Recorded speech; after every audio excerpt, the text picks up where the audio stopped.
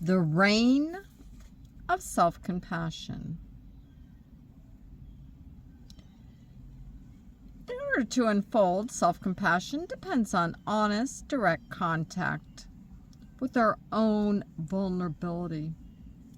This compassion fully blossoms when we actively offer care to ourselves. If we've gotten stuck in a trance of unworthiness, it might feel impossible to arouse self-compassion. And to help people address any feelings of insecurity or unworthiness, we have a meditation called the Reign of Self-Compassion. The acronym RAIN is an easy-to-remember tool for practicing mindfulness and compassion using the following steps. R. Recognize what is going on. A. Allow the experience to be there just as it is. I. Investigate with interest and care. N. Nurture with self-compassion. You can take your time and explore RAIN as a standalone meditation or move through the steps whenever challenging feelings do arise. Step 1, R. Recognize what's going on. Recognizing means consciously acknowledging in any given moment the thoughts, the feelings, and behaviors that are affecting us. Like awakening from a dream, the first step out of the trance of unworthiness is simply to recognize that we are actually stuck and subject to painfully constricting beliefs, emotions, and physical sensations. Common signs of this could be a critical inner voice, feelings of fear or shame, maybe the squeeze of anxiety, or the weight of depression in the body. Recognizing what's going on may be a simple whisper, just noting what has come up. A. Allow the experience to be there, just as it is. This allowing means letting the thoughts, the feelings and emotions, or the sensations that we do have be recognized simply as being there, without trying to fix, change, or avoid anything. When we're caught in self-judgment, letting it be there doesn't mean that we agree with the conviction that we are unworthy. We're acknowledging the arising of our judgment, as well as the painful feelings underneath. I. Investigate with interest and care. Once we've recognized and allowed what is arising, we can deepen our attention through investigation.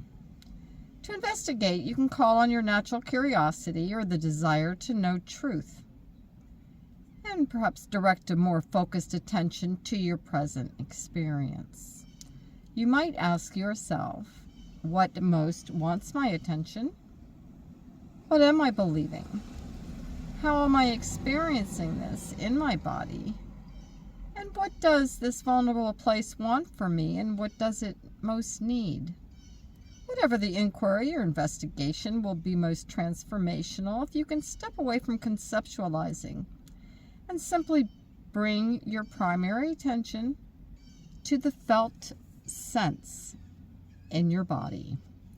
When you're investigating this way with interest and care, it's essential to approach your experience in a non-judgmental and kind way. This attitude of care helps create a sufficient sense of safety, which helps make it possible to honestly connect with our own hurts, fears, and shame. And nurture with self-compassion. Self-compassion begins to arise naturally in the moments that we do recognize that we are suffering. It comes into fullness as we intentionally nurture our inner life with self-care. To do this, we try to sense what the wounded, frightened, or those hurting places inside of us might most need. And then we can offer some gesture of active care that might address this need. Does it need a message of forgiveness, of reassurance, or simply companionship? Experiment and see what intentional gestures of kindness most help to comfort or soften and open your heart. You might choose to say, "I'm sorry," or "I love you," or "I'm listening and it's not your fault." In addition to a whispered message of care, many people find healing by gently placing a hand on the heart or cheek. Or maybe they envision being bathed in or embraced by warm, radiant light. If it does feel difficult to offer yourself love, bring to mind a loving being, perhaps a spiritual figure, a friend or family member, or even a pet. And imagine that being's love and wisdom flowing into you. When the intentions to waken our self-compassion is sincere, the smallest gesture of turning towards love and offering love, even if it does feel awkward, will still nourish our hearts. After the rain meditation. When you've completed the active steps of rain, it's important to just notice your own presence and rest in that wakeful, tender space of awareness.